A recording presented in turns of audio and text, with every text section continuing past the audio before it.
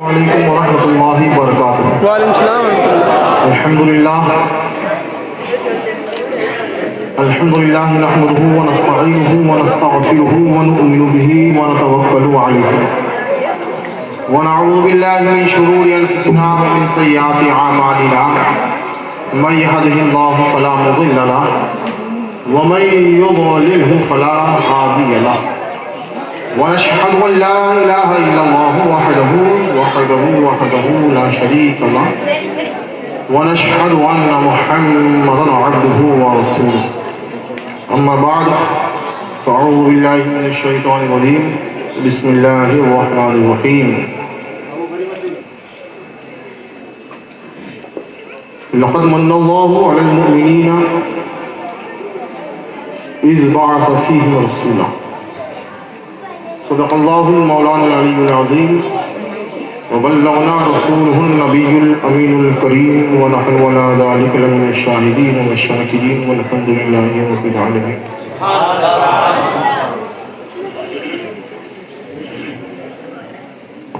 Stage पर पुराना कुफरोज़ पीर तरीक़त रहबर शरीयत मेरे करम फरमा जनाब सैयद आकिल अख्तुल कादिर साहिब क़िबला और एक और मेरे अजीज़ शेर काजी कपासन जनाब काजी सईद साहब क़िबला और इनके शहजादे आदिल रज़ा साहब और दिगर उलमाए किराम जो स्टेज पर जलवाबार हैं, इनकी दुआएं लेते हुए थोड़ी बहुत देर मैं आप हजरात के सामने मौजूद हूँ। जो आयत करीमा मैंने पढ़ी है इसके ताल्लुक से जो भी मेरे बुजुर्गों से मुझे इल्म मिला उसके मुताबिक मैं कुछ बयान करने की कोशिश करूँगा। दुआ है कि मौला मुझे हक बोलने की और आपको सुनकर उस पर अमल करने की तौफीक अता फरमाए।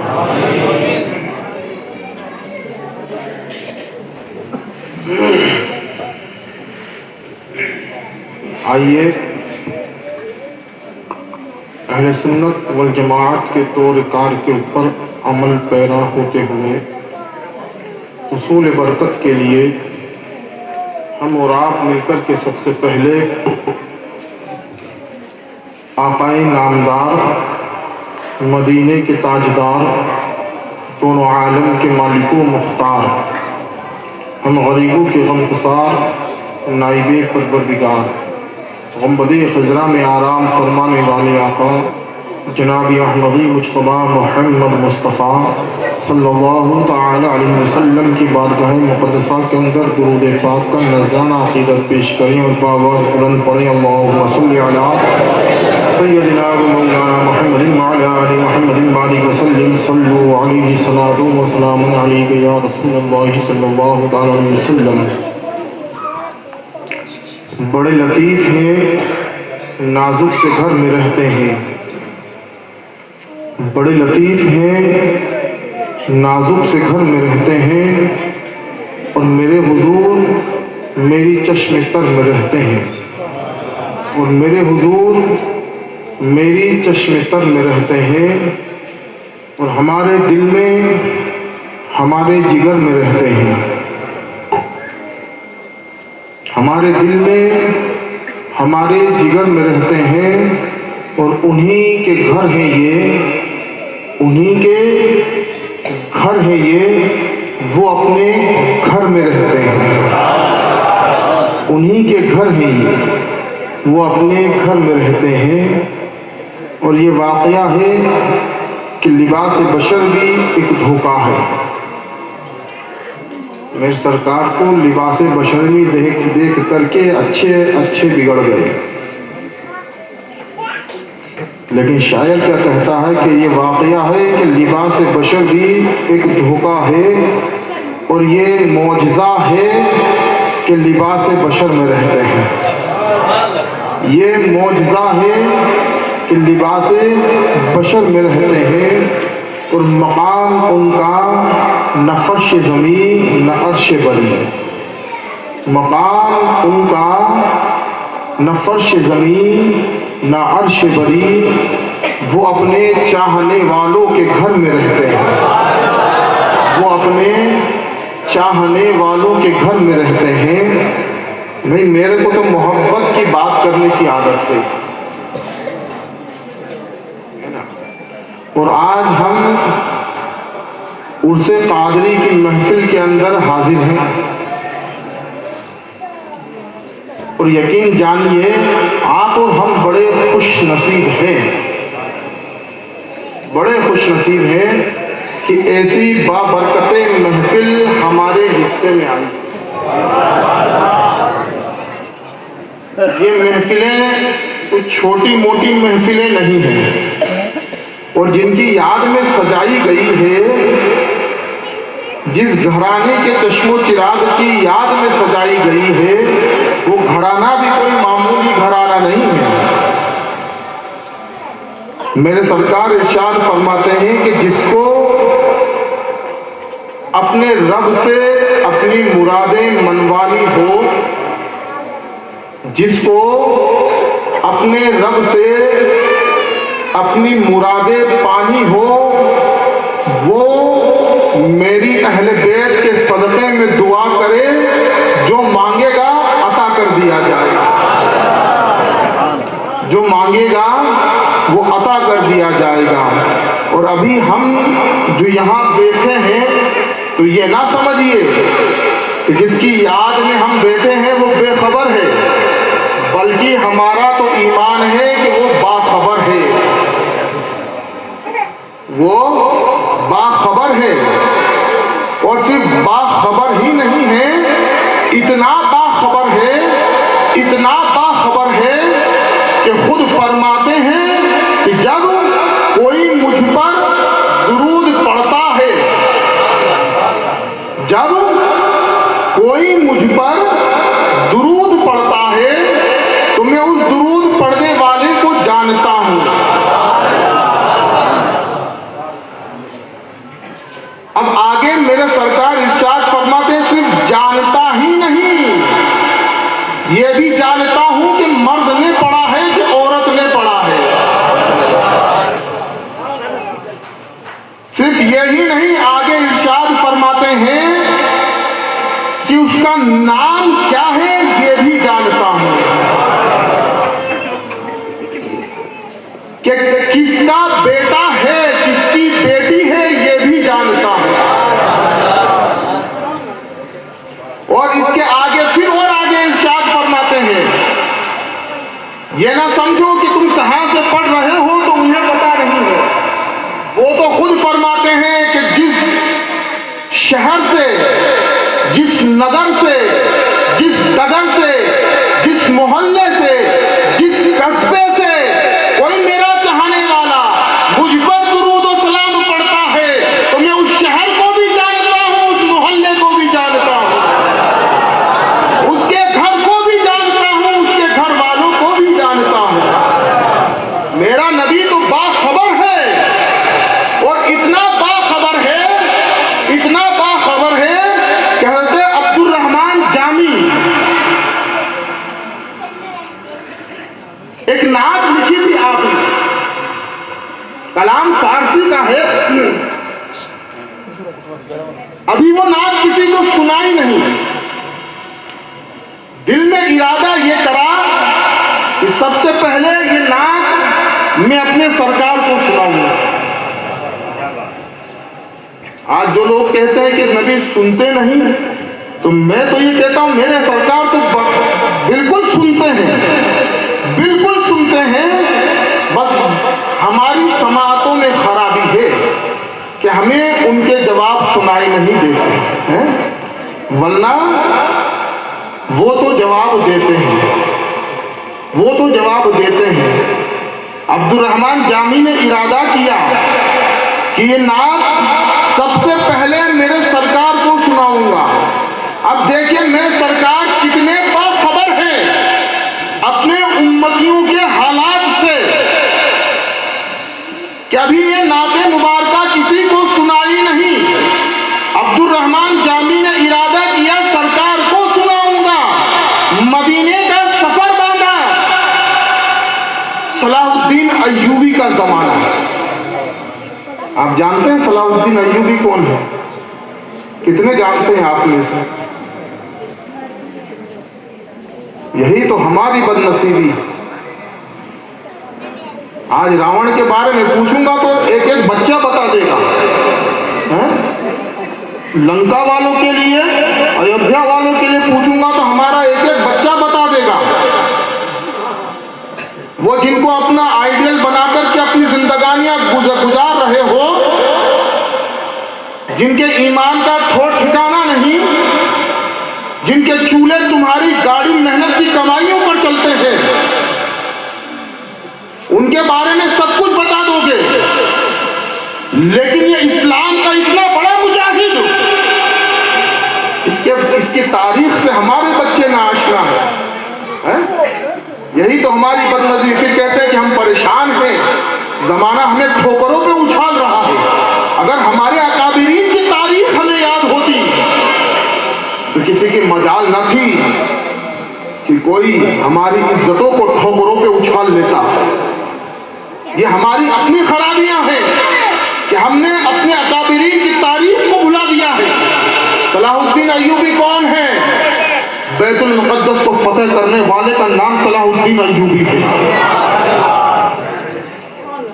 जिसने एक मुख्तसर से लश्कर से, जो सिर्फ हजारों की तादाद में था, लाखों की तादाद के लश्करों के छक्के छुड़ा दिए थे। वो सलाहुद्दीन अय्यूबी। अपने बच्चों को इनकी तारीखें याद दिलाओ। हाँ, ये सब नबी के बड़े बड़े आशिक गुजरे हैं, उनका दौर है। मदीने का गवर्नर है अब्दुर्रहमान जामी ने मदीने की तरफ सफर बांधा है। मदीने का काफिला मदीने की तरफ रवा दवा है। मदीने के गवर्नर को ख्वाब में मेरे सरकार ने बशारत अता फरमाई कि एक ऐसा दीवाना मदीना चला आ रहा है, उसको मदीने में दाखिल ना होने देना, आने से रोक दो। मिलिट्री बिठा दी गई, काफिले की तलाशी ली। पूछा अब्दुर्रहमान कौन है? कहा फलाना शख्स। पकड़ करके बाहर निकाल लिया कि आपको मदीने में दाखिल होने की इजाजत नहीं। वाकया बताना मेरा मकसद नहीं है, मैं बताना चाहता हूं कि मेरे सरकार को हमारा कितना ख्याल है। जो लोग कहते हैं कि नबी को इल्मा गैब नहीं है, उस नबी को हमारे हर हर अहवाल की कैसी खबर है, ये बताना मैं ये चाहता हूं कि अब्दुर्रहमान जामी को काफिले से हटा दिया गया कि तुम्हें मदीना में दाखिल होने की इजाजत नहीं है। लेकिन आशिके रसूल थे, जंगल में जाकर के बैठ गए। दूसरा काफिला आ रहा था तो उस काफिले वाले से कहा, यार देख, तेरा बड़ा एहसान होगा, मुझे मदीना ले चल। मुझे मदीने में दाखिल नहीं होने दिया जा रहा। तेरे पास ये जो टोकरे हैं ना सामान के, इन टोकरों के अंदर मुझे छुपा ले, इन टोकरों में मुझे छुपा ले। अब्दुर्रहमान जामी टोकरों में छुप करके मदीना की तरफ चले। तो मेरे सरकार ने फिर मदीना के गवर्नर को ज़ियारत अता करी। देखो वो दीवाना इस बार सामान के टोकरे में छुप करके आ रहा है। कहते हैं कि नबी को इल्म गैब नहीं है। मेरे सरकार बता रहे हैं गवर्नर मदीना, वो दीवाना जो है सामान के टोकरे में छुप करके चला आ रहा है। काफिले की तलाशी ली, टोकरे में से अब्दुर्रहमान जामी को बाहर निकला। बाहर निकलो, अंदर जाने की इजाजत नहीं, वापिस लौट जाओ। वापिस लौटा दिया गया। लेकिन दीवाना है, मानने वाला कहाँ था? काफिले के तीसरे काफिले के साथ बकरियों पर रेवड़ चला रहा था, बकरियों पर रेवड़ आ रहा था। तो अब्दुर्रहमान जामी बकरियों की तरह घुटनों पर चल करके बकरियों के रेवड़ में शामिल हो गए। अब बकरियों के रेवड़ में छुप करके मदीना आ रहे हैं। मेरे सरकार ने फिर ज़ियारत अता करी। वो देखो बकरियों के रेवड़ में छुप कर क्या रहा है, बकरियों के रेवड़ में छुप कर क्या रहा है। गवर्नर मदीना ने रोका और इस बार उठा करके जेल में डाल दिया। जेल में डाल दिया। जब जेल में डाल दिया तो मेरे सरकार ने गवर्नर को ज़ियारत अता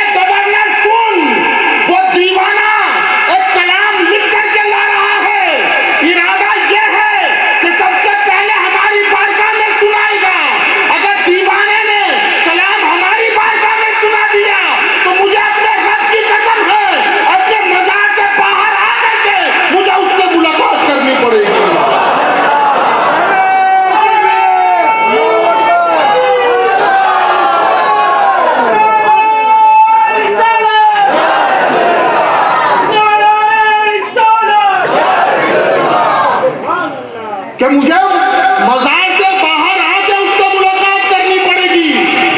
और एक वक्त ऐसा भी आया कि दुनिया वालों ने देखा कि अब्दुल रहमान जामी को मेरे सरकार ने जागती हुई आंखों से अपने जमाल जहां आरा का दीदार कराया।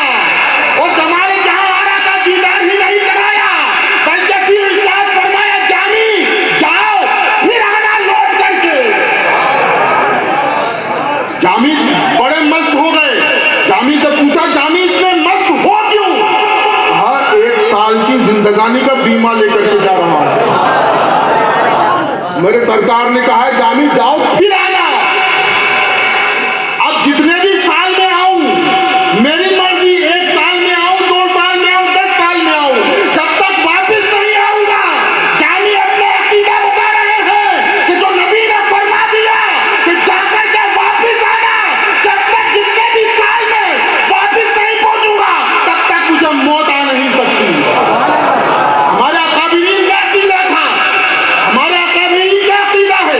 जामी कई साल के बाद लौट करके आए, सरकार की बारगाह में हाजिरी दी, फिर जियारत हुई, फिर जियारत हुई। फिर मेरे सरकार ने इरशाद फरमाया, जामी जाओ लौट करके फिर आना,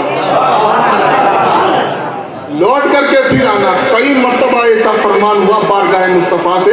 और जब आखिरी साल आए तो मेरे सरकार ने फरमाया कि जामी बस जाओ। जामी रो पड़े।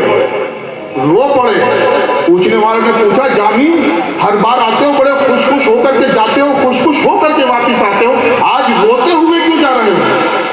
रोते हुए क्यों जा रहे हो? तो जामी ने कहा था कि मेरे सरकार ने वापिस आने का हुक्म नहीं दिया, मतलब मैं समझ गया कि अब मेरी जिंदगानी की डोर खत्म होने को है। हमारे अकाबिरीन का अकीदा है।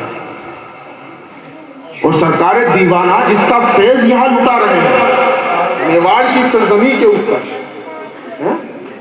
उस सिलसिले के बानी सैयदना अहमद कबीर रिफाई, उनकी जिंदगानी को उठा करके आप देखें। लोग कहते हैं कि नबी सुनते नहीं, और मेरा ईमान तो ये कहता है कि दूरों नजदीक के सुनने वाले वो काने लाले करामत पे लाखों सलाम।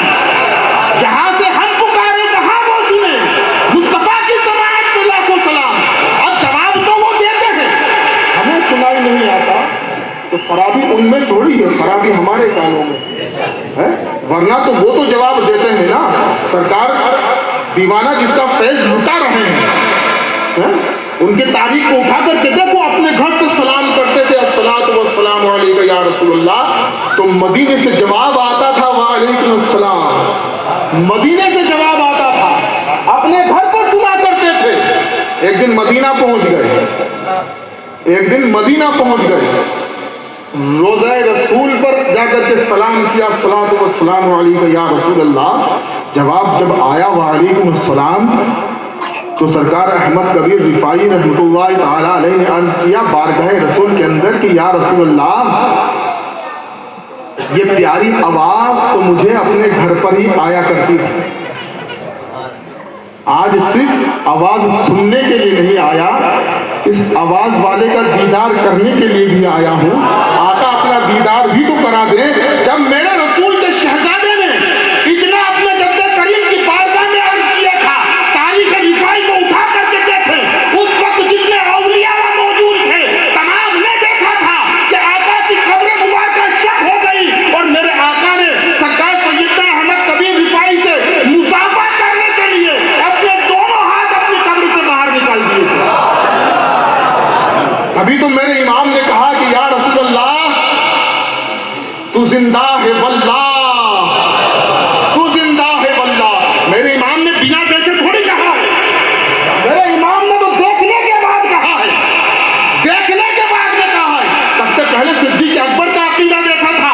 सिद्दीक अकबर ने अर्ज किया था अपने जानिसारों से कि मेरा जनाजा तैयार कर देना और ले जा करके हुजराए मुस्तफा पर रख देना, और अर्ज कर देना कि या रसूलल्लाह, आपका सिद्दीक आपके पहलू में दफन होने की इजाजत चाहता है। मैं यह सवाल करना चाहता हूं, इजाजत किससे ली जाती है? जिंदा से ली जाएगी कि मुर्दा से ली जाएगी? तो हमारा अकीदा क्या होना चाहिए? चंबूरी की तरह? हाँ? हम किसको फॉलो करेंगे? हम किसकी माने? मेरा ईमान, मेरा विज्ञान तो ये कहता है हमें उसकी माननी चाहिए जिसके लिए कहा गया कि तमाम अंबिया रसूलों के बाद तमाम इंसानों में अगर कोई अफजल है तो अबू बकर सिद्दीक की ज़ात मुबारका है। सिद्दीक अकबर के अकीदे को उठा करके देखो, कह रहे हैं कि वहां ले जा करके रख देना और कह देना कि या रसूल अल्लाह, आपका सिद्दीक आपके पहलू में दफन होने की इजाजत चाहता है। उलमा इकराम बेटे इनसे पूछे, जब इतना अर्ज किया गया था तो अंदर से आवाज आई थी कि महबूब के बाजू के अंदर दफन कर दो कि महबूब अपने महबूब का मुंतजिर है। और हुजरे के गेट अपने आप खुल गए थे। तभी तो बरेली के ताजदार ने फिर कहा था देख करके कि या रसूलल्लाह, तू जिंदा है वल्लाह, तू जिंदा है वल्लाह, मेरे चश्मे आलम से छिप जाने वाले, मेरे चश्मे आलम से छिप जाने वाले, मेरे आका की शान। आज का उन्वान तुम्हें कुछ और सोच करके बैठा था यार, लेकिन क्या कि बात मैंने पहले कि मैं तो मोहब्बतों की बात करता हूँ, मैं अकीदा मजबूत करना चाहता हूँ, खास करके मेरे नौजवान, क्योंकि हमला इन्हीं के अकाइद पर होता है। आप लोग तो सरकार दीवाना की नजरों के पिए हुए हैं, आप लोगों पे कोई असर नहीं हो रहा सफेद दाढ़ी वालों पर। ये जो है ना, ये नहीं ये ज्यादा लपेट में आते है ना। हमला इधर ही होता है, जैसे ईद मिलाद नबी का महीना आवे, हाँ जुमला है खाली हजरत, नाराज ना होइए। हाँ बहुत सारे आवाज भी पहुंच रही होगी, तो मेरे को तक भी खबर है कि यहाँ पे कितने हैं इस मिजाज के, है ना। मुझे भी याद है कि कितनों के ऐसे अकाइद हैं। छुट्टी नहीं है ये जगह भी ऐसे लोगों के अकाइद से। हाँ तो इसलिए क्योंकि नौजवान के ऊपर तो हमला होता ही है। सवाल आपसे नहीं करेंगे, उनसे नहीं करेंगे, हमसे नहीं करेंगे, लपेटे में इन्हें लेने की कोशिश की जाती है कि ईद मिलादुन नबी मनाते हो, सबूत दो। भाई हम तो एहसान मानने वाले है ना, हमारे नबी का हमारे ऊपर बेइंतहा एहसान और करम है, तो सबूत क्या दें? मिलाद का सबूत कहाँ से लाए, कैसे लाए, सहाबा ने मनाई कि नहीं मनाई, कुरान में है कि नहीं, हदीस में है कि नहीं। तो मैं तो कहता हूं कि इसको छोड़ो। सहाबा ने कैसे मनाई? तो सहाबे रसूल ने तो मेरे सरकार के सामने कहा था या रसूल अल्लाह वो अजमल मिन कलम तरकत तो आई, और वो सहाबी मिंबर पे जलवा करते, मेरे आका नीचे बैठे थे। मिलाद कहाँ मनाई? ये मिलाद ही तो थी। और कहने वाला कौन था? हस्सान बिन साबित। वाज बनो मिन कलम तरकत तो ऐनी वाज बनो मिन कलम तलीदिन निसा। या रसूल अल्लाह, मेरी आंख ने आज दिन तक आप जैसा कोई हुस्न जमाल वाला देखा ही नहीं। और आगे फरमाते या रसूल अल्लाह, मैंने देखा ही नहीं बल्कि कायनात की किसी औरत ने आप जैसा हुस्न जमाल वाला जना ही नहीं। वाज बनो मिन कलम तरकत तो ऐनी वाज बनो मिन कलम तलीदिन निसा। खुलिक़ मुबर्रअन मिन कुल्ली ऐबिन। या रसूल अल्लाह, आपके रब ने आपको हर एक से पाक और साफ पैदा किया। और अगले जुमले के ऊपर तो मेरी जान कुर्बान। कहते हस्सान ने क्या बात कह दी? वाज बनो मिन कलम तरकत तो ऐनी वाज बनो मिन कलम तलीदिन निसा। खुलिक़ मुबर्रअन मिन कुल्ली ऐबिन कअन्नका क़द खुलिक़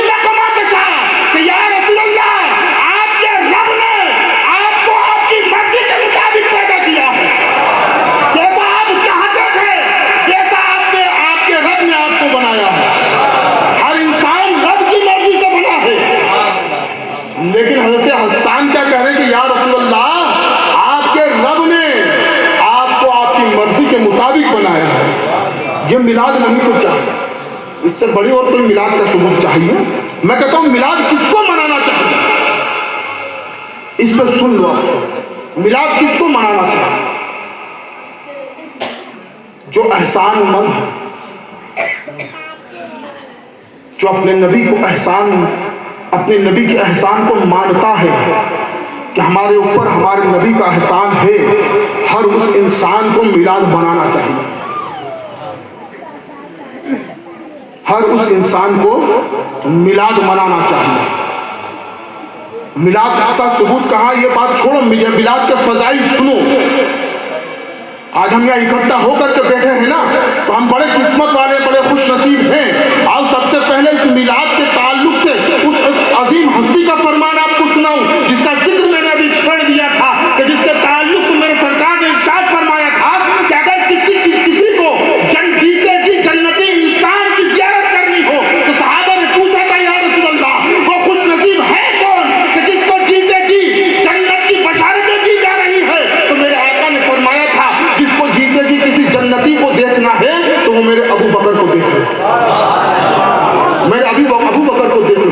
अब इनके अकाइद क्या है मिलाद के ताल्लुक से, वो सुने आप, इनके फरमान क्या है। अबू बकर सिद्दीक रज़ियल्लाहु ताला अन्हु के साथ हम तो दामन पकड़ने वाले हैं, हमें हमारी नमाजों पर नाज नहीं, हमारी इबादतों पे नाज नहीं, क्या पता कबूल हो या नहीं हो, वो करे कि नहीं करे उसकी मर्जी, लेकिन दामन पकड़ लिया है तो हम दामन पकड़ने वाले हैं, है ना। अच्छों का दामन पकड़ा है, अच्छों के साथ हम बुरे भी निकल जाएंगे, ईमान है हमारा, है ना। तो सिद्दीक अकबर का फरमान आप सुने,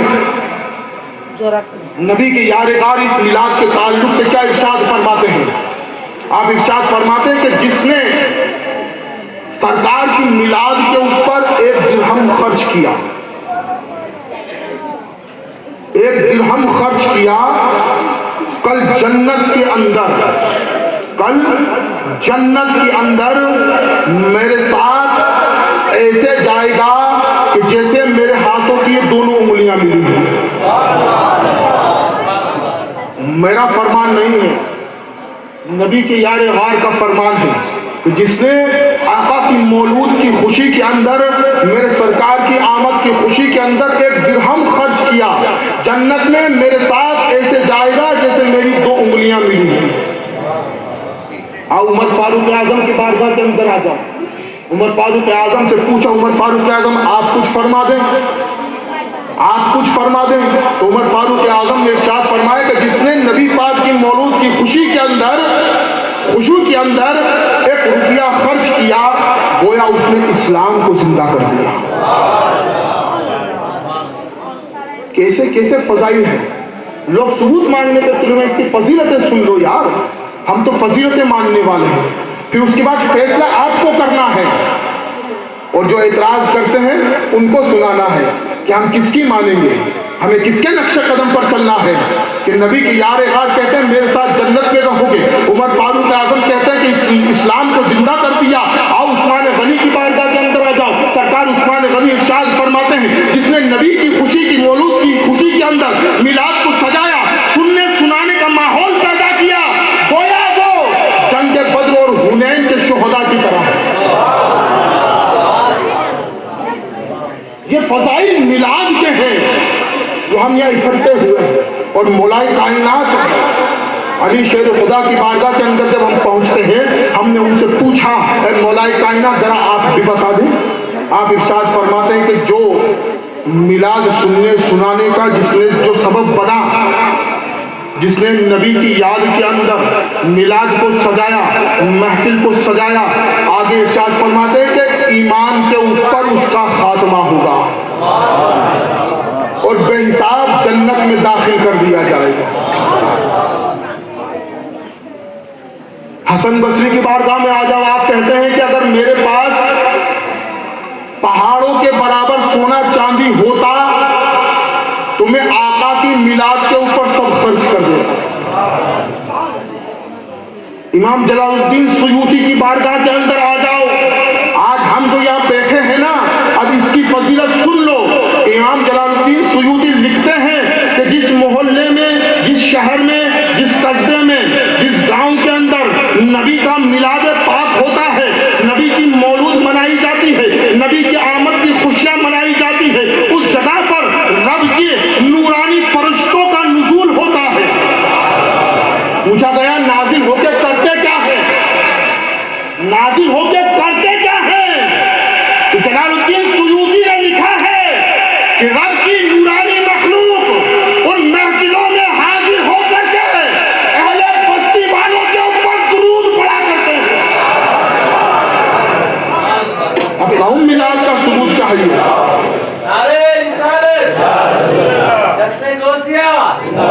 इसके फजाइल तो आप उठा करके देखें। इमाम शाफी की बारगाह के अंदर आप आ जाएं, इमाम शाफी लिखते हैं कि जिसने मिलाद की खुशियां मनाई, खाना पकाया, खिलाया, नबी के नाम के ऊपर खर्च किया, गोया कल उसका हश्र नबी के सिद्दीकीन और शुहदा की रिफाकत के अंदर होगा, उनकी रिफाकतों के अंदर होगा।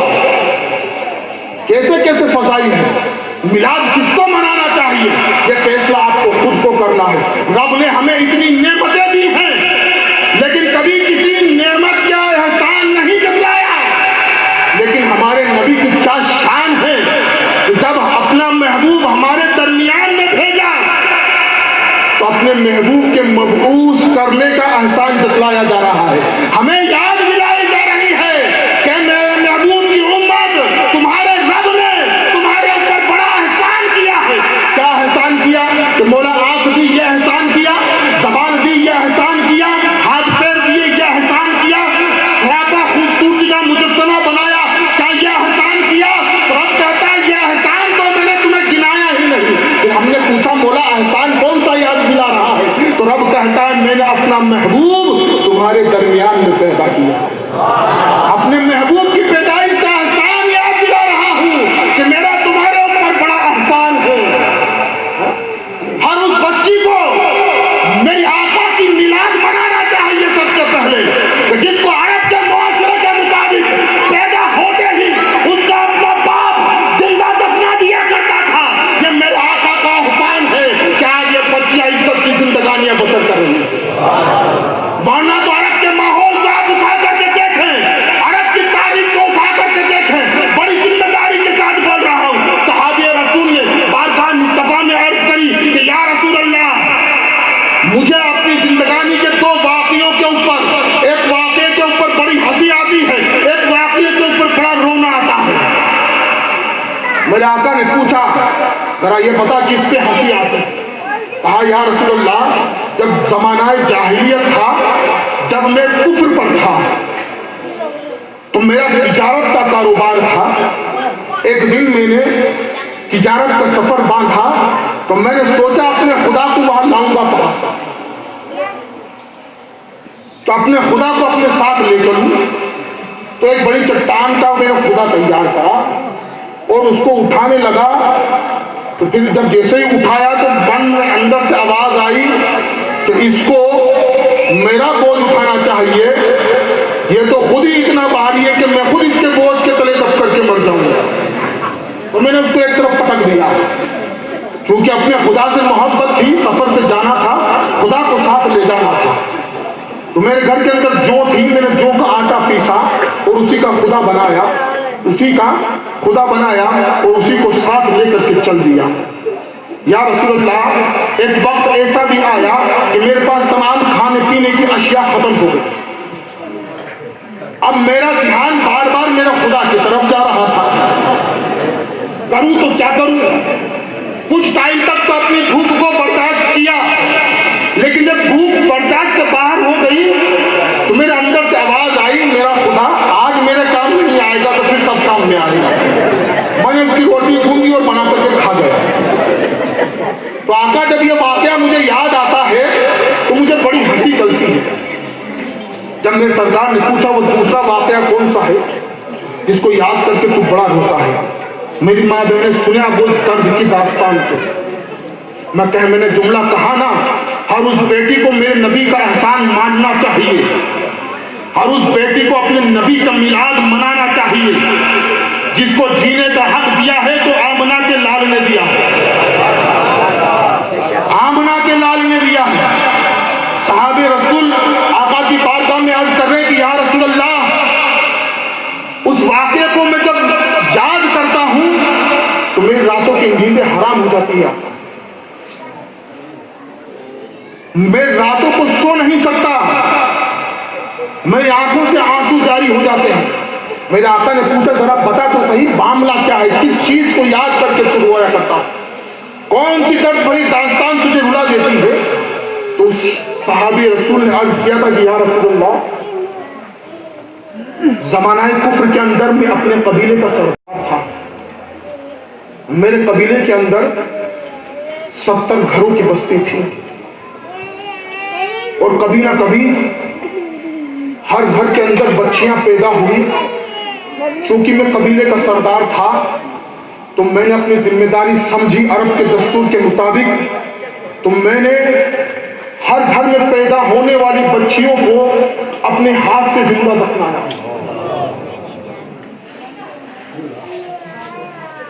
इतना कह करके सहाबी रसूल खामोश हो गए।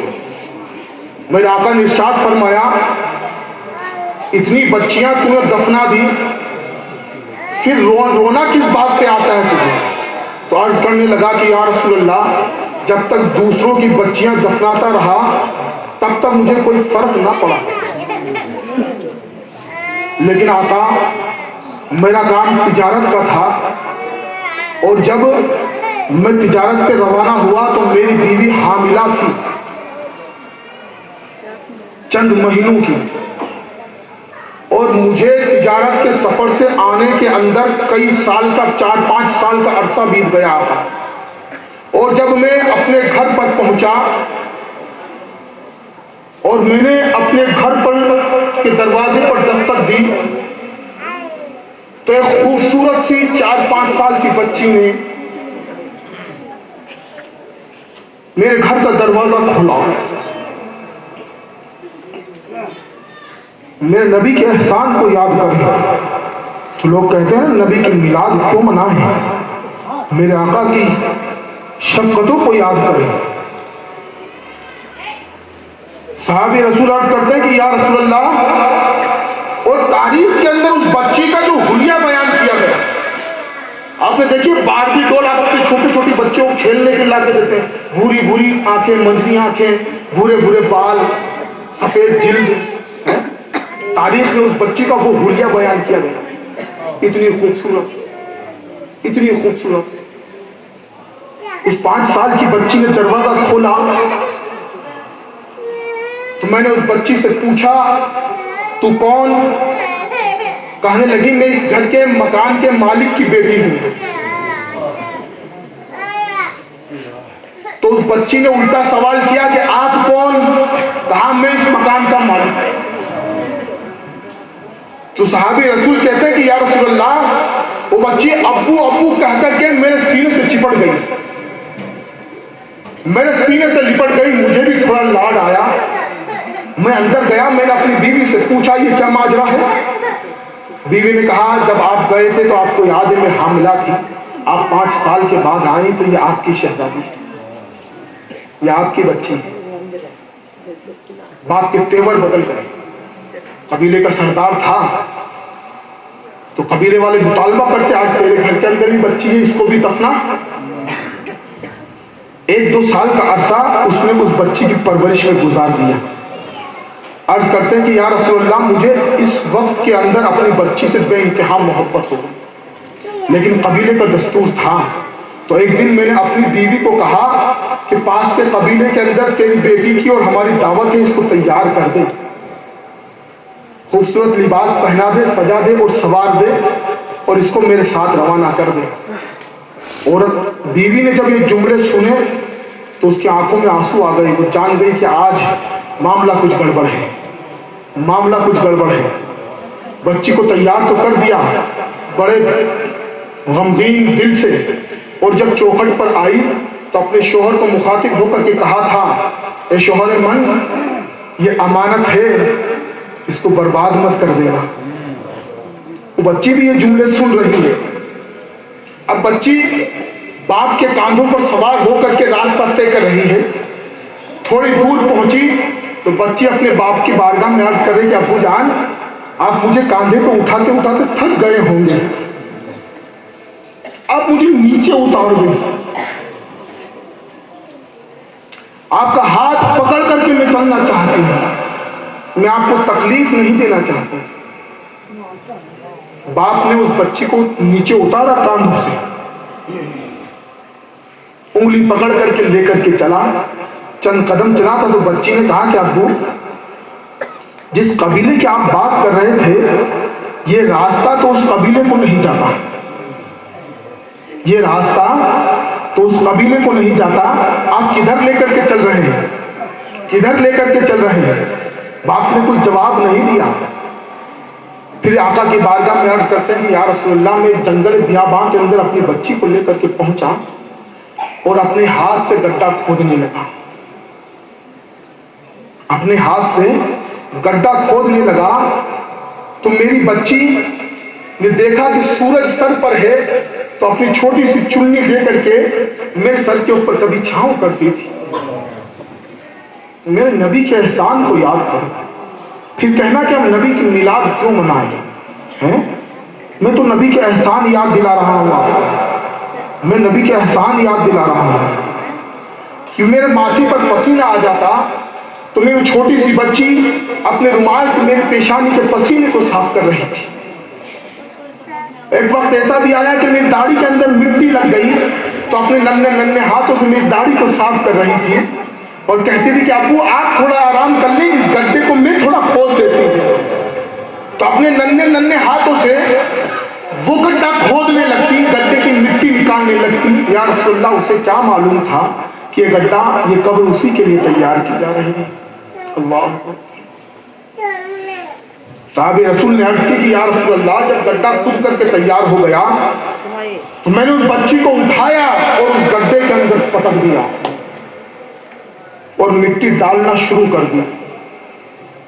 जब बच्ची ने देखा, मेरी बेटी ने देखा, तो मुझसे कहने लगी, अब्बू जान, आप अम्मी जो कह रही थी कि ये अमानत है, इसको बर्बाद ना करना, तो अब्बू अम्मी के उन जुमलों को तो याद करें। अगर अम्मी के वो जुमले आपको याद नहीं आते तो अब्बू, मैं आज के बाद आपसे कोई खिलौना नहीं मांगूंगी, लेकिन मुझे दफनाइए नहीं। मैं आपसे नए नए कपड़े नहीं मांगूंगी, मुझे दफनाइए नहीं। अगर आपको मेरा चेहरा पसंद नहीं तो आज के बाद मैं कभी आपके सामने आऊंगी नहीं, लेकिन मुझे दफनाइए नहीं।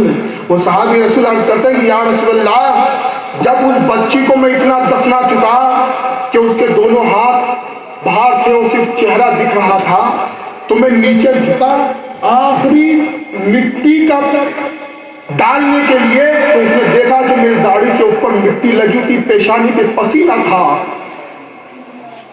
तो आका उस हाल के अंदर भी वो मेरी बच्ची मेरी दाढ़ी से मिट्टी साफ कर रही थी,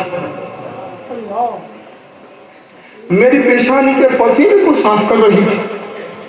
लेकिन आका, मुझे अपनी उस बच्ची के ऊपर रहम नहीं है, मैंने उसको जिंदा दफना। जब मेरे आका ने इतना सुना तो मेरे आका के आंखों के अंदर ज़ारो कतार आंसू थे। इस रिवायत बताती है इतना रोए मेरे सरकार कि मेरी सरकार की दाढ़ी मुबारक भीग गई और आंसू जो है टपक टपक के कपड़ों पर गिरने लगे, टपक टपक करके गिरने लगे। उस वक्त मेरे सरकार के करीब के अंदर सैयदा फातिमा जलवत थी। मेरे आका ने सैयदा फातिमा को उठाया और अपने सीने से चिमटा लिया और फिर वो तारीख जुमले इरशाद फरमाए, सुनो मेरे नबी का एहसान कि मेरे आका ने इरशाद फरमाया कि हम बच्चियों से मोहब्बत करने वाले हैं, हम लड़कियों से मोहब्बत करने वाले हैं। फिर इरशाद फरमाया कि जिसने एक लड़की की परवरिश करी वो जन्नती है, जिसने दो लड़की की परवरिश करी वो जन्नती है, वो जन्नती है। लेकिन अब यहाँ पर एक वज्द आखिरी नुक्ता और सुनो, मेरे सरकार ने यह नहीं फरमाया कि बेटी की परवरिश करी तो जन्नती है।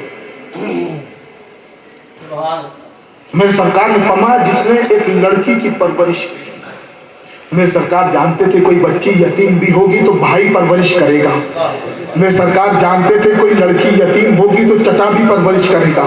मेरे सरकार जानते थे कोई लड़की यतीम होगी तो उसका मामू भी परवरिश करेगा। अगर कोई अजीज अकारिब नहीं होंगे तो कोई खानदान वाले नहीं होंगे तो कभी ऐसा भी होगा कि मोहल्ले वाले मिलकर के परवरिश करेंगे। तो इसलिए मेरे सरकार ने फरमाया कि जिसने लड़की की परवरिश करी उसको जन्नत का परवाना अता किया जा रहा है, उसको जन्नत का परवाना अता किया जा रहा है। तो जो जो लड़की की परवरिश करेगा, मेरे सरकार फरमाते वो मेरे साथ जन्नत में ऐसे जाएगा जैसे मेरी दो उंगलियां मिली। मेरे आका के एहसान को याद करो, ये मेरे नबी का फरमान है। जिन बच्चियों को जिंदा दफना दिया जाता था उन बच्चियों से सहाबा मोहब्बत करने लगे हैं। उन माओं के ऊपर मेरे आका का एहसान है, उन माओं को मेरे आका का मिलाद मनाना चाहिए। जब वो बेवा हो जाया करती थी तो अरब के दस्तूर के मुताबिक उनको जंगल की तंग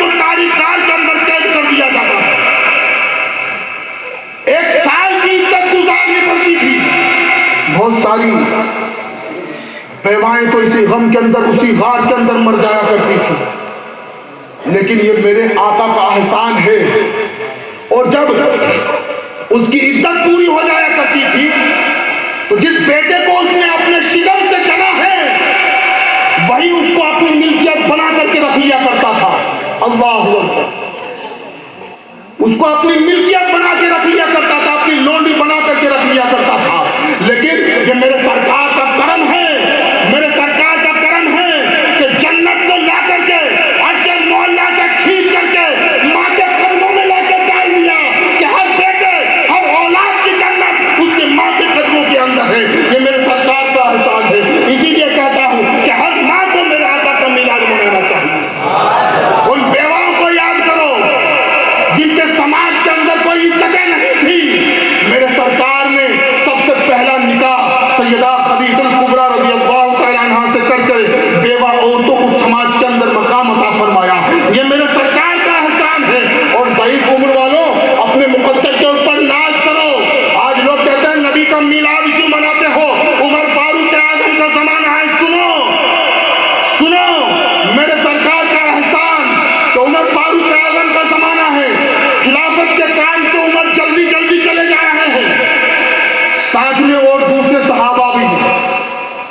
लेकिन एक मकाम पर जाकर के उमर ने अपनी चाल को धीमे कर दिया, धीरे धीरे चलने लगे। साथियों ने कहा उमर जल्दी चलो, अर्जेंट काम के लिए चलना है। कहा धीरे चलो। उमर अभी तो चाल बड़ी तेज थी, चाल धीमी क्यों हो गई? कहा सामने नहीं देखते। उमर के आगे आगे एक ज़ईफ़ुल उम्र, सफेद दाढ़ी वाला ज़ईफ़ उम्र का इंसान चला जा रहा है। साथियों ने अर्ज किया उमर, उसको देख करके अपनी चाल को धीमे कर लिया, उसको देख करके अपनी चाल को धीमे कर लिया। तो एक मकाम पर जाकर के वो ज़ईफ़ुल उम्र इंसान मुड़ गया और उमर ने अपनी चाल बढ़ा दी। साथियों ने पूछा उमर, इस ज़ईफ़ इंसान को देख करके तुमने अपनी चाल धीमे क्यों कर दी थी? तो उमर ने कहा था मैंने अपने रसूल के फरमान को सुना है, मैंने अपने रसूल के फरमान को सुना है कि मेरे आका ने इरशाद फरमाया कि जिसने ज़ईफ़ों की ताज़ीम करी उसने अपने रब की ताज़ीम करी, उसने अपने रब की ताज़ीम करी। मेरे आका के कौन कौन से एहसान को मैं आपको याद दिलाऊं, कौन कौन से एहसान को याद दिलाऊं?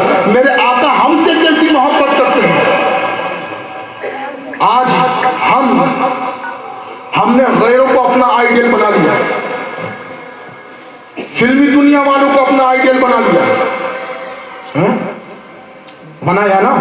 उन्होंने जैसे आइट साइड बाल कटाए, हमने हमारे नौजवान ने वैसे कटा लिए हैं। जैसे उसने पैंटे फाड़ करके पहनी, हमारे नौजवान ने वैसे पहन ली। जैसे उसने फ्रेंच रखी वैसे हमारे नौजवान ने रखी। जैसे उसने तीर नुमा दाढ़ी कटाई हमारे नौजवान ने कटा दी। और दावा ये कि हम उनसे मोहब्बत करते हैं। मैं आपसे एक सवाल करना चाहता हूं, जरा ये बताइए मेरे नौजवानों, तुमने जिसको अपना आइडियल बनाया, क्या वो तुम्हारे आइडियल बनने के हकदार हैं? तुम फिल्मी हीरो हीरोइनों की तरह उनके तर्ज अमल के ऊपर अपनी जिंदगानी को गुजारते हो और ये कहते हो कि हम उनके फैन हैं। मैं पूछना चाहता हूं, जरा ये बताओ, जिसके फैन होने का तुम दावा करते हो, क्या वो तुम्हें जानते हैं? क्या वो तुम्हें जानते हैं? क्या तुम्हें जब तकलीफ होती है तो क्या उनको तकलीफ होती है? उन्हें कुछ फर्क पड़ता है? तुम्हारे ऊपर मुसीबतें आती है तो क्या उन्हें कुछ फर्क पड़ता है? बोलो ना, कुछ फर्क पड़ता है? तो फिर उनको अपना आइडियल क्यों बनाया है? अरे उसको अपना आइडियल बनाओ जो तुम्हें जानता भी है, जो तुम्हें पहचानता भी है, और तुमसे ऐसी मोहब्बत कि जब तुम्हारे ऊपर कोई मुसीबत आती है तो कुरान ये कहता है कि आमना का लाल को रंगीन रंग पहुंचता है। मुसीबत तुम पे तुम्हारे ऊपर आती है, गम मुस्तफा को होता है। तो तुम्हारा आइडियल बनने का ज्यादा हकदार कौन है? कौन है? बोलो ना यार, है? तुमको अपना आइडियल किसको बनाना चाहिए? मैं तो कहता हूं तुमको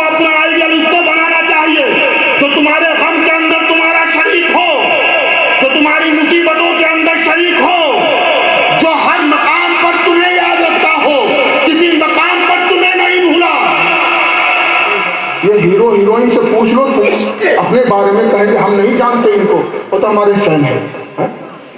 तुम्हारी गाड़ी कमाइयों से उनके चूल्हे जलते हैं। जब पहले शो की जाकर के टिकटें खरीद करके लाइन लगाते हो ना, उन्हीं से उनके चूल्हे जलते हैं, तुम्हारी मेहनत की हलाल कमाइयों से। फिर भी तुम उनको फॉलो करते हुए नजर आते हैं। जबकि मैं तो ये कहता हूं हर मुसलमान बच्चे का आइडियल जो है आमिना के लाल की जिंदगानी होनी चाहिए। मेरे सरकार को अपना आइडियल बनाना चाहिए। क्यों? आप तारीख के बाब को उठाओ। मेरे सरकार किसी मकाम पर हमें नहीं भूले। आओ मैं आपको याद दिलाऊं कि मेरे नबी ने कैसे कैसे कहां पर हमें और तुम्हें याद करा है। मेरे सरकार फरमाते हैं कि जब रब तबारक व तआला ने अपने नूर से मेरे नूर को पैदा किया, अपने नूर से मेरे नूर को पैदा किया, तो उस नूर मुस्तफा ने किया क्या? रिवायत मिलती है कि 1000 साल तक कयाम में खड़ा रहा, 1000 साल तक रुकू में किया। नमाज का हर एक अरकान हजार साल में अदा किया। और जब नमाज इस तरीके से दोगाना पढ़ चुका तो रिवायत बयान की जाती है कि रब ने फरमाया, ए प्यारे हम तुझसे राजी हैं, हम तुझसे राजी हैं। बता तू जो चाहता है वो तुझे अता कर दिया जाएगा। वो कौन सा मकाम है? अभी आमिना का लाल दुनिया में पैदा नहीं हुआ।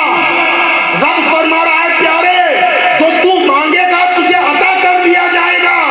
तो जानते हो मेरे सरकार ने क्या मांगा था उस मकाम पर? क्या मांगा था? हमें और तुम्हें मांगा था कि या रसूलल्लाह, मैं जानता हूं कि मौला तू मुझे एक कौम की तरफ नबी बना करके भेजेगा, तो मौला तेरी बारगाह के अंदर मेरी उम्मत का सवाल है, मेरी उम्मत मुझे अता फरमा दे, मेरी उम्मत की बख्शिश का तू अभी वादा फरमा दे। उस वक्त तो हमारा वजूद भी नहीं था, उस वक्त तो दुनिया में हमारा वजूद भी नहीं था। उस वक्त आमिना का लाल हमें याद कर रहा है। और आज का इंसान कहता है मिलाद क्यों मनाए?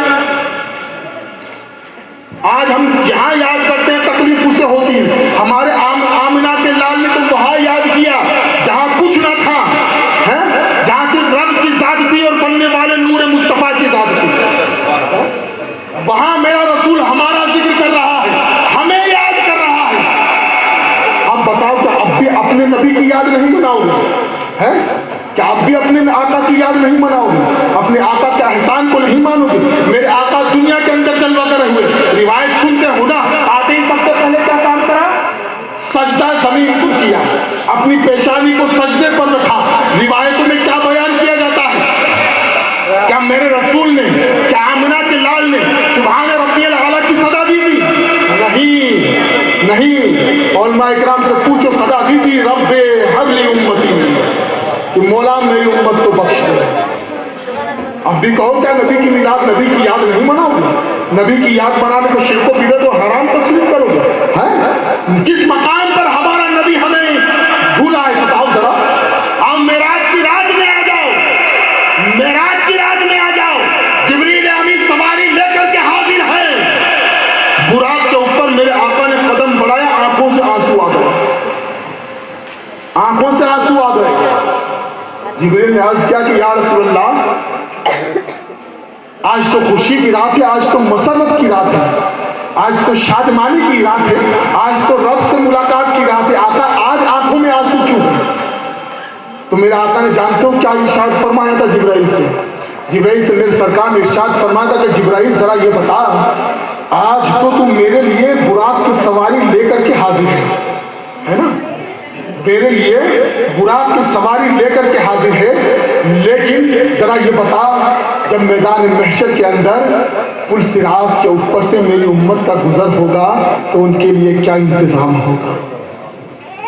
पुल सिरात के ऊपर से जब मेरी उम्मत का गुजर होगा तो उस वक्त मेरी उम्मत के लिए क्या इंतजाम होगा? तो जिब्रील अमीन ने आका का सवाल सुनकर के अर्ज किया था, जानते हो क्या अर्ज किया था? कि या रसूलल्लाह, उम्मत का गम न करें, जब आपकी उम्मत का गुजर पुल सिरात के ऊपर से होगा तो उनको बचा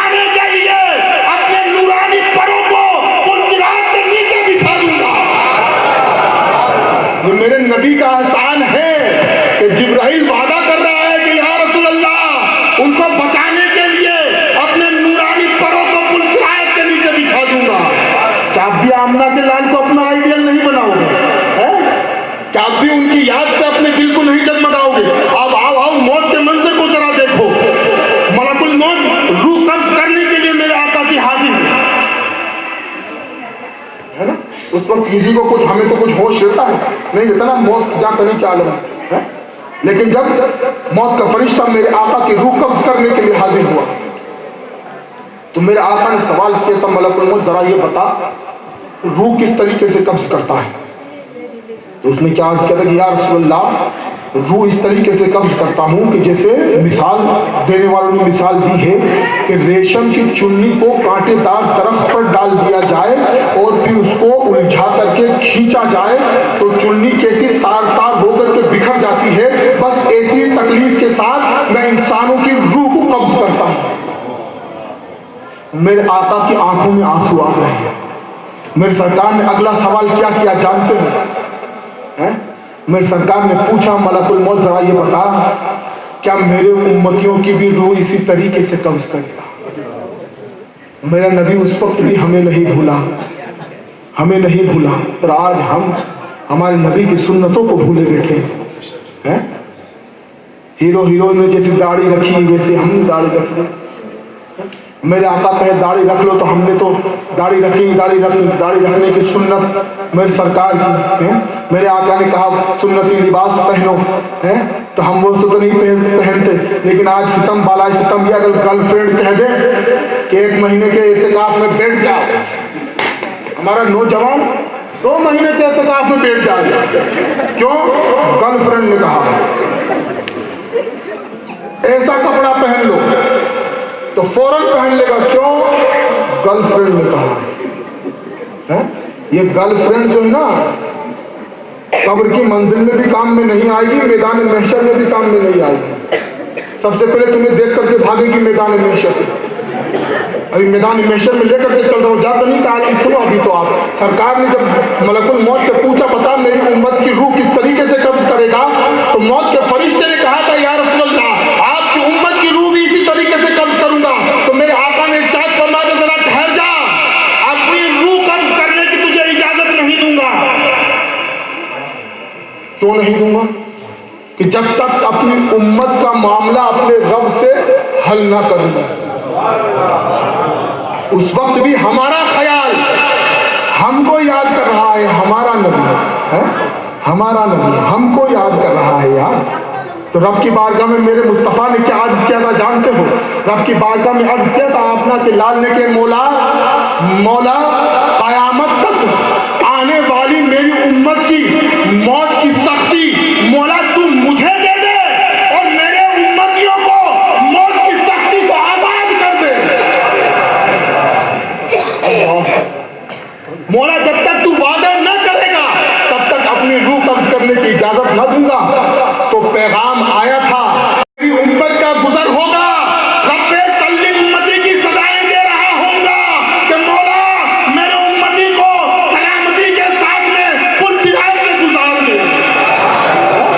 पुल सिरात से गुजार दे। क्या आप भी आमना के लाल को याद नहीं करोगे? मेरे आका को याद नहीं करोगे? मेरे आका से मोहब्बतें नहीं करोगे? क्या मेरे आका को अपना आइडियल नहीं बनाओगे? मैं तो ये कहता हूँ हर मुसलमान के बच्चे को आमना के लाल को अपना आइडियल बनाना चाहिए और उसी के मुताबिक उन्हीं की जिंदगानी के नक्शे कदम पर चल करके अपनी जिंदगानी को गुजारना चाहिए, ना कि किसी गैर की मोहब्बत, गैर से मोहब्बत करोगे तो गैर की मोहब्बत बदनाम कर देती है, याद रखो। खुद भी बदनाम हो जाओगे और जिससे मोहब्बत दिल लगा बैठे हो वो भी बदनाम हो जाए, है ना। ये दुनियावी मोहब्बत बदनामी का बाइस बनती है। ना दुनिया में इज्जत मिलेगी ना आखिरत में इज्जत मिलेगी। तो इससे बढ़िया तो आमना के लाल से दिल लगाओ ना यार।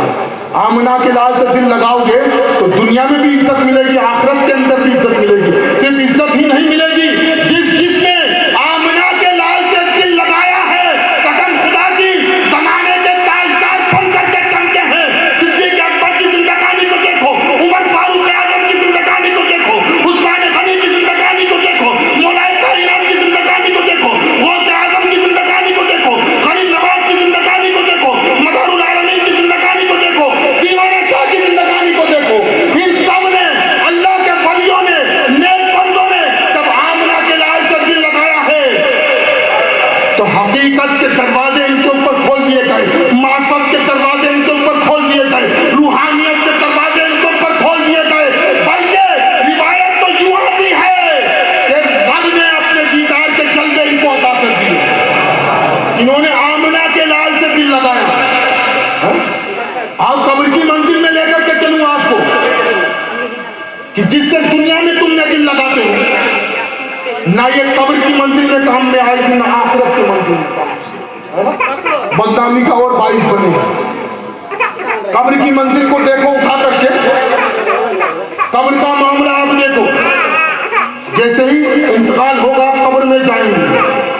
फरिश्ते हाजिर होंगे, सबने सुनेगा 3 सवाल होते हैं।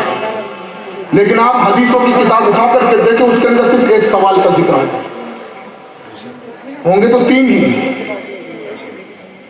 लेकिन सवाल का जो जिक्र आया वो सिर्फ 1 सवाल का जिक्र है। इस 1 सवाल से आप उस सवाल वाले की अहमियत को समझ जाए, समझें कि असल ईमान की जान तो वही है, असल ईमान की जान तो वही सवाल है, वही सवाल है। 2 सही दे दिए, वो गलत दे दिया, खत्म मामला। जबकि दुनियावी मामला तो यह है कि 3 सवाल दिए, 2 सही कर दिए तो नंबर मिल जाएंगे। लेकिन वह कब्र की मंजिल में 2 सही दे दिए, तीसरे में फेल हो गए तो 2 किसी काम के नहीं। लेकिन अगर 2 नहीं दिए, वो तीसरा सुना दिया, वो तीसरा सुना दिया, तो उन 2 को छोड़ो, उस तीसरे से ही बात बन जाएगी, उस तीसरे से बात बन जाएगी है? जब हम कब्र में जाते हैं सवाल होगा, तीसरा सवाल। एक मर्तबा दुरूद पाक पढ़े हो, सैयदना मौलाना अली मुहम्मद वाली वसल्लम सल्लल्लाहु अलैहि वसल्लम या रसूलुल्लाह सल्लल्लाहु अलैहि वसल्लम। जब तीसरा सवाल होगा जो ईमान की जान है, फरिश्ते आमिना के लाल के चेहरे को दिखाएंगे, पूछेंगे जरा बता इनके बारे में क्या कहता था, इनको कैसा जानता था, इनको कैसा पहचानता था, इनको कैसा मानता था। अगर दीवाना होगा, अगर दीवाना होगा तो फरिश्तों से कहेगा तो इनके बारे में मेरा अकीदा पूछ रहा है कि मैं इनको कैसा मानता हूँ। जरा सुन बरेली के ताजदार का जो अकीदा वही हमारा अकीदा कि सबसे औला व आला हमारा नबी, सबसे बाला व बाला हमारा नबी, अपने मौला का प्यारा हमारा नबी, दोनों आलम का दूल्हा हमारा नबी, सब चमक वाले उजलों में चमका किए, अब शीशों में चमका हमारा नबी। कौन कहता है देने को मुंह चाहिए, देने वाला है सच्चा हमारा नबी। और सारे अच्छों में अच्छा समझिए जिसे, उस अच्छे से अच्छा हमारा नबी। सारे ऊंचों में ऊंचा समझिए जिसे, उस ऊंचे से ऊंचा हमारा नबी। और हम सबों को रजा मुस्ता दीजिए कि है बेकसों का सहारा हमारा नबी। जब फरिश्ते सुनेंगे तो कहेंगे,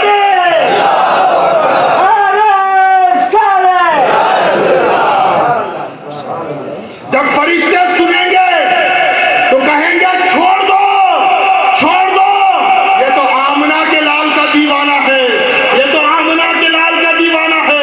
उमर फारूक आजम ने बारगाह मुस्तफा में सवाल कर लिया, क्या रसूलुल्लाह, क्या कब्र के अंदर फरिश्ते मुझसे भी सवाल करेंगे?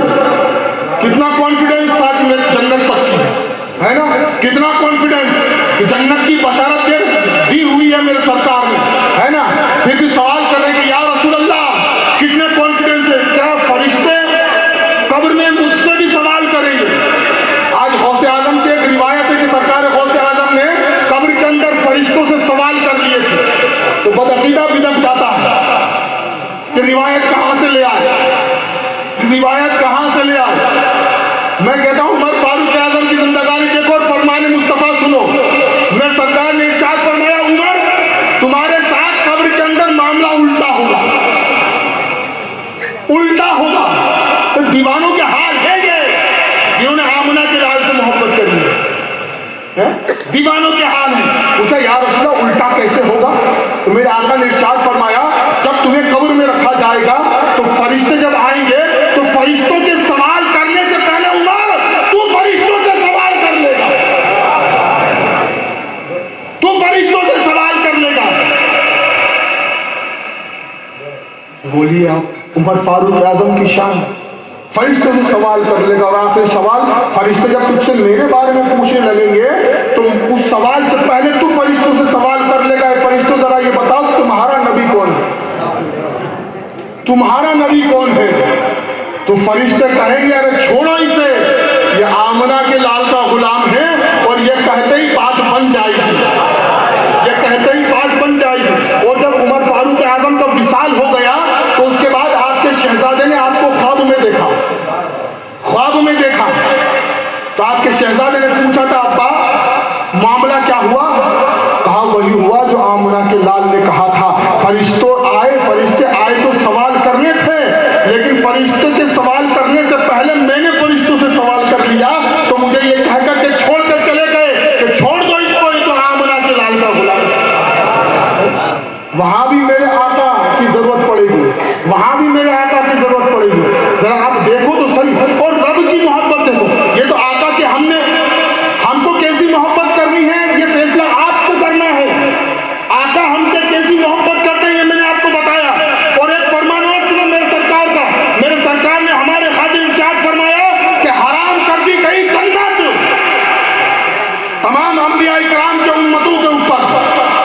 पूछा या रसूल अल्लाह, तमाम अंबिया इकराम की उम्मतों के ऊपर जन्नत को हराम क्यों कर दिया गया?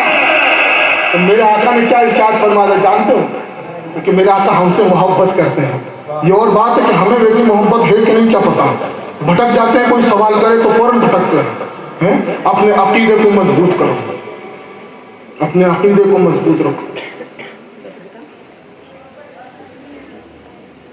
बात क्या कहते हैं? हमारे आका हमसे मोहब्बत करते हैं। और कैसी मोहब्बत? कैसी मोहब्बत?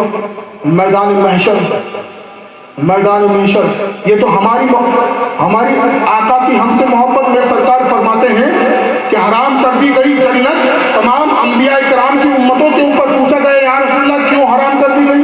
कहा कि जब तक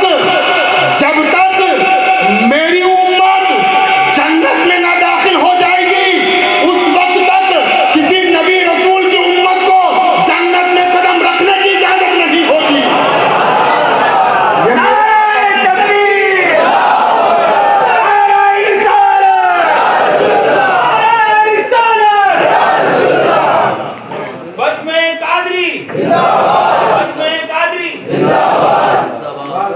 ये मेरी आका की मोहब्बतें हैं। अब आओ आपको मैं अपनी तकरीर बस समेट दूंगा 10 मिनट में इंशाअल्लाह। वैसे तो मुझे कहा जाएगा कि 11 बजे प्रोग्राम खत्म हो जाएगा हम लोग। एक मरतबा दुरूद पाक पढ़े, अल्लाहुम्मा सल्ली अला सय्यिदना मौलाना मुहम्मद व अला आलि मुहम्मद व बारिक वसल्लिम सल्लल्लाहु अलैहि सलातु व सलामुन अलैका या रसूलल्लाह सल्लल्लाहु अलैहि वसल्लम। मैं बड़ी जल्दी से मेरे सरकार हमसे कैसी मोहब्बत करते हैं मैं बता चुका।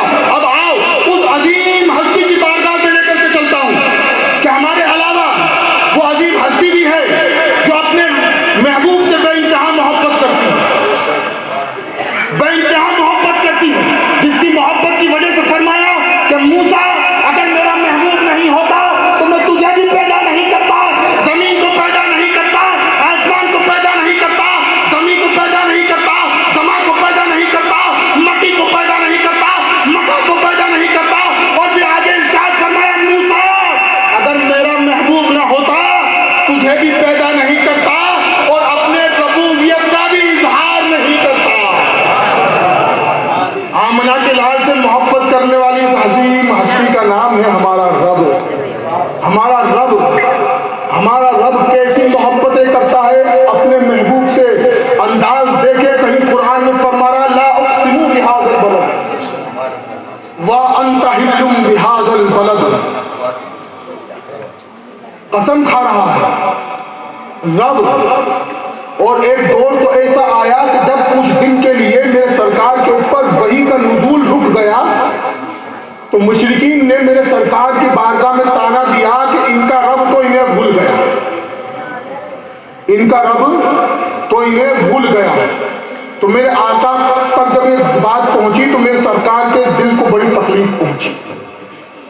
तो रब ने जिब्राइल को हुक्म दिया, जिब्राइल मेरा महबूब गमगीन है, फौरन पहुंचो। क्या लेकर के आए? जिब्रील आकर के रब का पैगाम सुनाते हैं कि या रसूलल्लाह रब फरमाता है वद्दुहा वल्लैली इज़ा सजा मा वद्दअका रब्बुका वमा क़ला। मतलब ये महबूब वद्दुहा तेरे नूरानी चेहरे की कसम, वल्लैली इज़ा सजा महबूब तेरी काली मुअम्बरी जुल्फों की कसम। ये रब होकर के कसमें खा रहा है। यह कसमें क्यों खा रहा है? कहीं कह रहा है ला उक़सिमु बिहाज़ल बलद, महबूब इस शहर की कसम।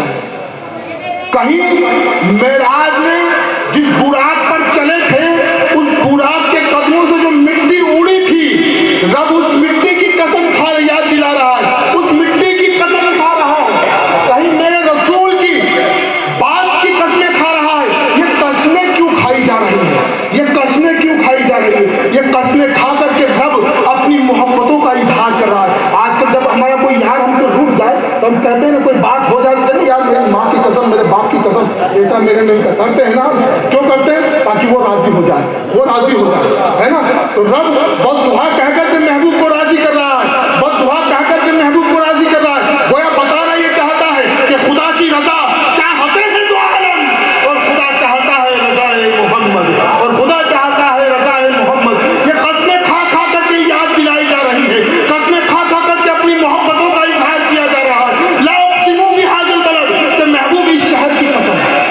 या रसूल अल्लाह किस शहर की कसम है, किस शहर की कसम है? तो मुफस्सिरीन ने लिखा शहर मक्का की कसम। तो किसी का जहन जा सकता है रब शहर मक्का की कसम क्यों खा रहा है? कि वहां काबतुल्लाह है इसलिए अपने शहर की कसम खा रहा है, वहां सफा और मरवा है इसलिए उसकी कसम खा रहा है, वहां जमजम है इसलिए उसकी कसम खा रहा है, वहां हज होता है इसलिए उसकी कसम खा रहा है, वहां मीना की वादियां हैं क्या इसलिए कसमें खा रहा है? लेकिन अगली आयत में इरशाद फरमाता है वअंता हिल्लुम बिहाज़ल बलद ला उक़सिमु बिहाज़ल बलद। महबूब इस शहर की कसम, किस शहर की? शहर मक्का की कसम। क्यों? क्यों? काबा की वजह से, सफा और मरवा की वजह से, जमजम की वजह से, मुज़दलिफा और मीना की वजह से, क्या मकाम इब्राहिम की वजह से, क्या हतीम की वजह से, क्या हरम की हुर्मतों की वजह से? तो कहते हैं कि नहीं नहीं, तफसीर लिखने वालों ने लिखा वअंता हिल्लुम बिहाज़ल बलद, कि महबूब के शहर की कसम इसलिए खाई जा रही है, शहर मक्का की कसम इसलिए खाई जा रही है कि वअंता हिल्लुम बिहाज़ल बलद, क्या महबूब इस शहर मक्का में तुम पैदा हुए, ये तुम्हारी जाए पैदाइश है, यहाँ पर तुम्हारा घर है, इसलिए रब शहर मक्का की कसम खा रहा है, शहर मक्का की कसम खा रहा है। कहीं रब अपने महबूब के चेहरे की कसम खा रहा है, कहीं मुअम्बरी जुल्फों की कसम खा रहा है, कहीं कह रहा है महबूब हम तुम्हें राजी कर लेंगे। कहाँ का मामला है? ये मैदान महशर का मामला है, मैदान महशर का मामला है। आखिरी जुमले हैं, आप सुने दिल लगा के मैदान महशर का मामला, कि वहां मेरे सरकार का मामला क्या होगा, मेरे सरकार का मामला क्या होगा। आज हम मेरी सरकार की अजमतों का इनकार करते हैं लोग, लेकिन मैदान महशर जब कायम होगा ना तब पता चलेगा आमना की लाल की अजमतों का, शान का और शान महबूबी का। कि मेरे आका इरशाद फरमाते हैं कि जब क़यामत आएगी हर एक को अपनी कब्रों से उठना है और सबको बिरहना उठना बिना कपड़ों के। लेकिन मेरे सरकार फरमाते हैं कि जब मैं उठूंगा तो अपने कफन के साथ उठूंगा और उठते ही मुझे सब्ज लिबास पहनाया जाए, सब्ज इमामा सर पर होगा, सब्ज पट्टा कमर में होगा, और हर एक उम्मती अकेला अकेला मैदान महशर में पहुंचेगा। लेकिन आमना के लाल की शान ये होगी, आमना के लाल की शान ये होगी, मेरे सरकार इरशाद फरमाते हैं कि जब मुझे सब्ज जुब्बा पहना दिया जाएगा तो 70,000 फरिश्तों के झुरमुट के अंदर, 70,000 फरिश्ते की बारात के अंदर मुझे लेकर के मैदान महशर में पहुंचा जाएगा। गोया मेरा विजदान ये कहता है जब मेरे आका सब जुब्बा पहन करके, सब इमामा पहन करके 70,000 फरिश्तों की बारात के साथ चलेंगे तो आगे आगे जिब्राइल सदा दे रहे होंगे कि अरे महशर रास्ता छोड़ दो, मैदान महशर का दूल्हा आ रहा है, मैदान महशर का दूल्हा आ रहा है। मेरे सरकार इस शान से मैदान महशर के अंदर पहुंचेंगे, और जब वहां पहुंचेंगे तो रब अपनी दाहिनी जानिब मेरे आका को बिठाएगा। अब यहाँ एक सवाल पैदा होता है, यार मैदान महशर क्यों कायम की जा रही है?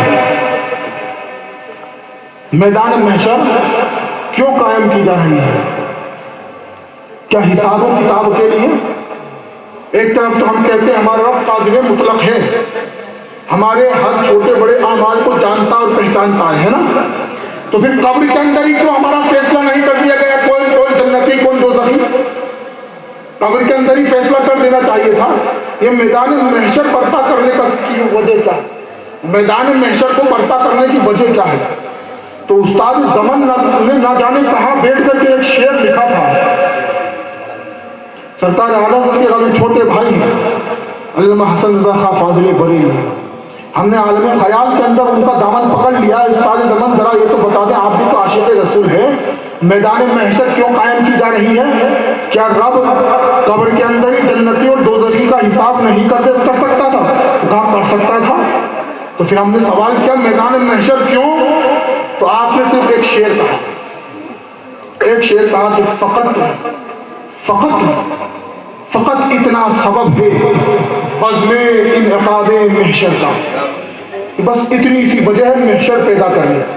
क्या कह रहे हैं? फकत इतनी सी बात, इतनी सी, फकत इतना सबब है बज़्म इनक़ाद महशर का कि वहां उनकी शान महबूबी दिखाई जाने वाली है,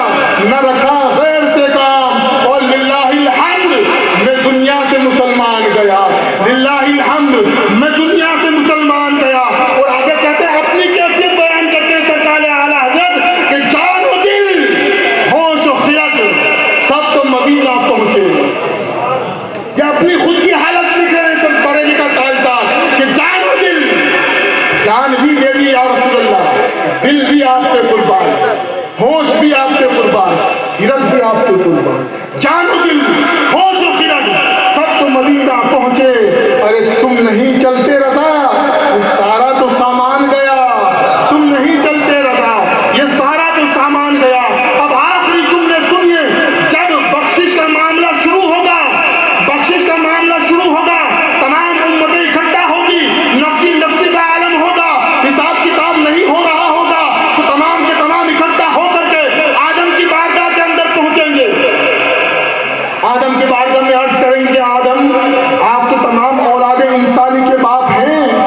आप रब की बारगाह में अर्ज करें कि मामला शुरू करें, जिसको जन्नत देनी हो उसको जन्नत दे, जिसको दोजख देनी हो उसको दोजख दे, हिसाब किताब करके फ्री करे। तो आदम जानते क्या कहेंगे, इज़हबू इला गैरी, जाओ आज किसी गैर का वसीला ढूंढो। नूह के पास पहुंचेंगे, नूह भी यही कहेंगे, इज़हबू इला गैरी। मूसा के पास, इब्राहिम के पास, यूसुफ के पास, याकूब के पास, इदरीस के पास, सबके पास पहुंचेंगे, इज़हबू इला गैरी। और जब ईसा के पास पहुंचेंगे तो ईसा कहेंगे, आओ मैं बताता हूँ जाना कहाँ है, आओ चलो आमना के लाल की बारगाह में चलो। आज जो कुछ मामला है उन्हीं का मामला है।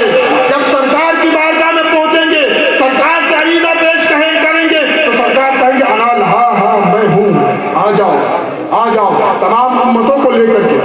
लेकिन एक बात है यहाँ मेरे ज़हन में आई, आदम से लेकर के ईसा तक के पास क्यों चक्कर कटवाया जा रहा है? क्यों चक्कर कटवाया जा रहा है? आदम ने क्यों नहीं पता दिया कि आका के पास चले जाओ? क्यों उन्होंने शीश के पास पहुंचाया? क्यों उसने नूह के पास पहुंचाया? क्यों उन्होंने मूसा के पास, क्यों लाइन मार चले आए? फकत इतना सबब है कि एक दूसरे के पास पहुंचाने की वजह सिर्फ यह है कि आमना के लाल की शान महबूबियत दिखानी थी। आमना के लाल का मकाम और मर्तबा देख लो, क़यामत का जितना मामला है सब कुछ आमना के लाल की वजह से है और सिर्फ उनका मकाम और मर्तबा बताने की वजह से। इसलिए सबके पास पहुंचाया गया, सबने मिल करके फिर आमना के लाल की बारगाह में पहुंचाया। तमाम को लेकर के मेरे आका रब की बारगाह के अंदर पहुंचेंगे। आखिरी जुमले सुन लो, मेरे सरकार हमसे कैसी मोहब्बत करते हैं। आखिरी जुमले कि मेरे सरकार रब की बारगाह के अंदर पहुंचेंगे, रब जलाल की हालत में होगा, मेरे आका सजदे में गिर जाएंगे, सजदे में सर रख देंगे, रब फौरन जमाल की हालत में आ जाएगा। रब इरशाद फरमाएगा, महबूब चेहरा उठा, तू जो मांगेगा अता किया जाएगा। हमको कहते हैं सर झुका के मांगो, और वहां कहा जा रहा है सर उठा के मांगो। हमसे कहा जा रहा है सर झुका के मांगो, वहां कहा जा रहा है सर उठा के मांगो। और अगर मैं अपने विजदान अपनी मोहब्बतों के जुमले में कहूं तो रब गोया यूं फरमाएगा कि महबूब और सोनिए अपना चेहरा उठा, सिर्फ तेरे चेहरे की मुंह दिखाई में तेरी तमाम उम्मत को बख्श दूंगा, सिर्फ तेरा चेहरा दिखाने तेरी तमाम उम्मत को बख्श दूंगा।